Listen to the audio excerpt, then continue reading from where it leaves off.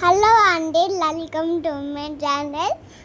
డిన్నర్లో వంటలో ఈరోజు అమ్మమ్మ ప్రాన్స్ కర్రీ చేస్తుంది. ముందుగా 2 ఆనియన్స్ కట్ చేసుకొని ప్రాన్స్ బాగా కడిగి పెట్టుకోవాలండి. తర్వాత ఒక పాన్ తీసుకోవాలండి. పాన్లో కొంచెం ఆయిల్ వేయాలండి. ఆయిల్ వేడిన తర్వాత మనము బిర్యానీ మసాలా ఉంటుంది కదండి, అవన్నీ ప్రిపేర్ చేసుకొని పెట్టుకోవాలి. ఆయిల్ వేసిన తర్వాత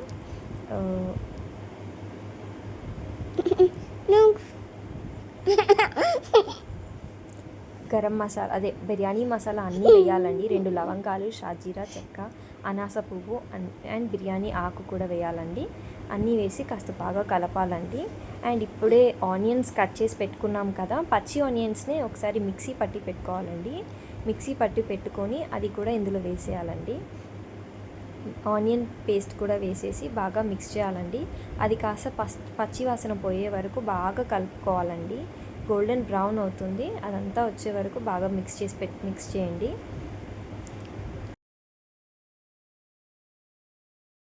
బాగా ఫ్రై అయిపోయిన తర్వాత జింజర్ గార్లిక్ పేస్ట్ వేయాలండి. జింజర్ గార్లిక్ పేస్ట్ వేసిన తర్వాత అది కూడా కొంచెం స్మెల్ అంతా పోవాలి, రా స్మెల్ పోయే వరకు బాగా కలుపుకోవాలండి. కలిపిన తర్వాత పసుపు 1 టేబుల్ స్పూన్ వేసుకోవాలండి. పసుపు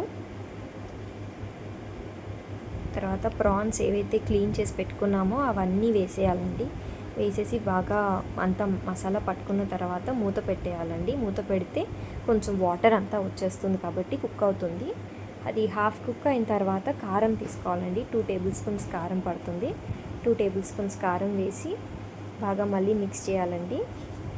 ఈలోపు చింతపండు కొంచెం 50 గ్రామ్స్ చింతపండు మొత్తం సోక్ చేసి వాటర్ అంతా తీసుకోవాలండి. తర్వాత సాల్ట్ వేసి బాగా మిక్స్ చేయాలండి.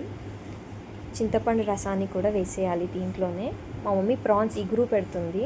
ఇగురు అంటారు, పులుసు అంటారు, కర్రీ అంటారు, మీ ఇష్టం. అంటే ఇలా ఉంటుందండి మా తెలంగాణ స్టైల్లో. ట్రై చేసి చూడండి, చాలా టేస్టీగా ఉంటుంది. తర్వాత 1 tablespoon dhaniya powder and whole garam masala అండి.